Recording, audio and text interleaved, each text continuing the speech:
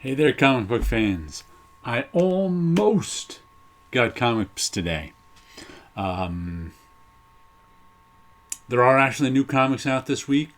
My comic shop is doing some drop-off service, but Diamond isn't getting them there to the comic shop until tonight sometime. So I might go on Saturday. I'll make another video if I do. I think I get 5 comics coming in. But I was going to go yesterday and pick them up, but got an email from a shop owner who's like, they're sending them from a different distribution center, so they're not getting here on time. I was like, oh well. So I almost got comics. Let's catch up on, I showed you this, I think the last couple of weeks, Sculptor by Scott McCloud, but now I'll give you a review of it since I've finally finished it. Big thick book, hundreds of pages, but wow, the ending was real good.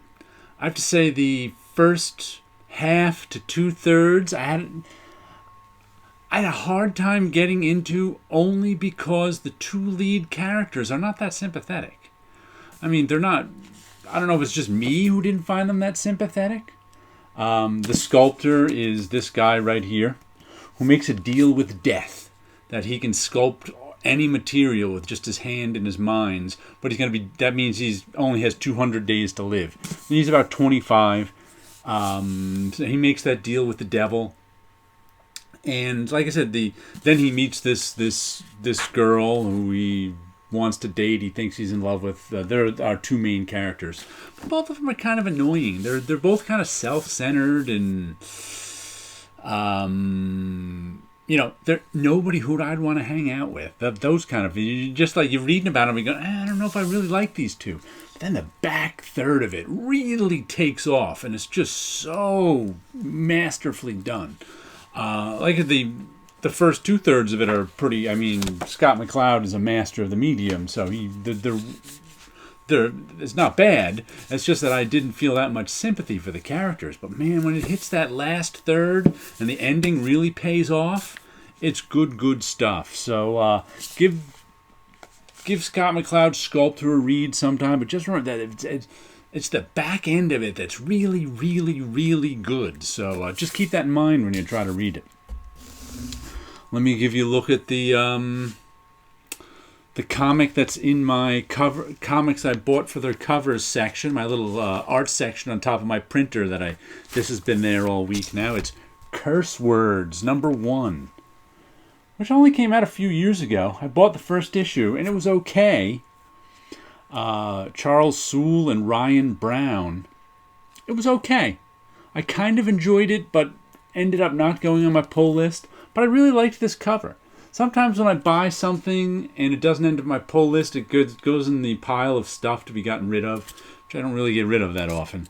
But this one, I was like, I don't want to get rid of that. I just kind of like that cover. I like the imagery. I like the colors.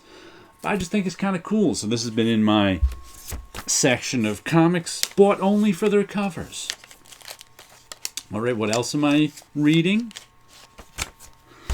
I just pulled this down off my shelf, Bottomless Belly Button. I think Dash Shaw is the guy's name. You would think they'd have the author's name somewhere. And they even have written in white on the spine there. Who can read that? But this came out, I don't even remember much about this. This came out in 2008. Second printing, September 2008. Yeah, comic by Dash Shaw. I don't know why the author's name isn't big on here, so I can tell you. I barely remember it. I have a vague memory about a guy at a beach being heartbroken or something. Big, thick book, too. How many pages is this? Does there page number? No page numbers on it. But I imagine it's going to read fairly fast because there's a lot of stuff here that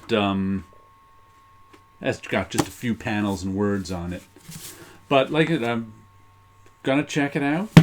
It's just been sitting on my shelf for 12 years since I've read it, so I want to give it a look and see what it's about.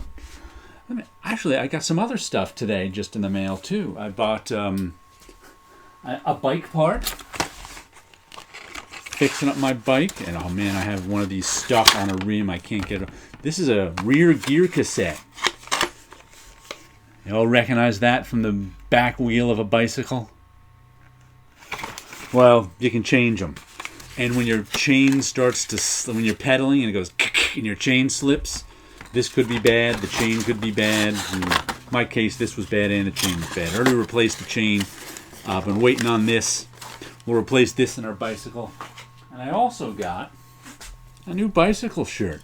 This is the first time I bought an actual kind of official bicycle shirt with pouches in the back for pockets for putting stuff in, because I just usually bicycle in the brightest color t-shirt I've got. But I was like, you know what, my t-shirt's all worn down, I want something.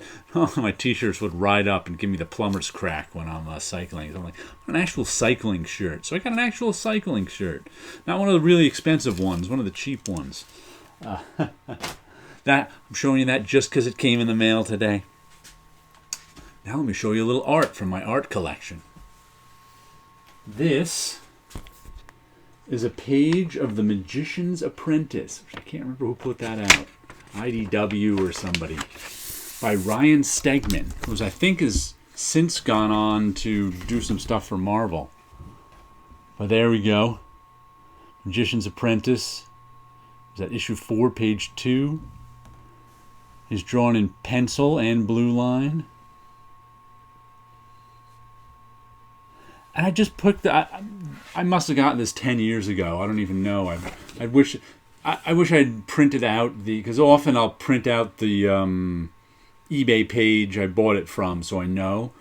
I didn't with this one, so I don't know exactly when I got it. I don't think I paid much for it because somewhere under $100. Almost all the artwork I've bought is anywhere from $50 to $100.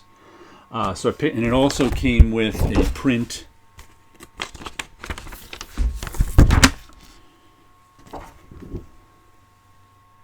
Don't know who that is, just one of his characters or whatever, but print's okay. Not bad. I like the original art better. There's just another little something from my original art collection. Now, I'll put this in later. I'll show you some of what I've been working on. This is the first thing. Working on more of my dreams of things. I don't know if I got a big blank. I'll be working on a big ink drawing sometime soon. I want to do a portrait, but I don't know of who or what, so I've been working on these. Whoops, stay there. Just did the color on this one.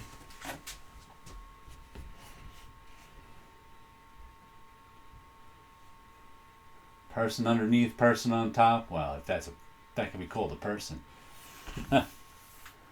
One of my vertical logos on this Dreams of Things one. The color on this one came out pretty easy. I don't know why. Sometimes picking the colors, just everything falls right into place. I think the one I showed you last week, I had a real rough time picking the colors and getting the color down. This one just flowed like water. And this is what I was just working on earlier today. Dreams of Things 88. Wow, I'm getting up near 100 of these I've done. Our 3, I don't know what they are. Robots, aliens. But I actually did these in 3 different techniques too. That's my rough side of the brush technique. This one over here is mostly brush technique. And this one over here is a pen. So it's like they're all done in a slightly different technique. I'm not quite sure how I'm going to color this madness, but we'll do that one day. Because let's say the coloring's only up to 85, and this is 88, so it'll be a while before I get. I got a few more to color before I get to that one, unless I make that one jump the line. I don't even know. But there you go. We have some almost comics for you. Saturday, hopefully Saturday afternoon, I'll be able to make it over to the comic shop and pick up my stuff. And when I do, I'll show it to you. So you guys all have a good week out there.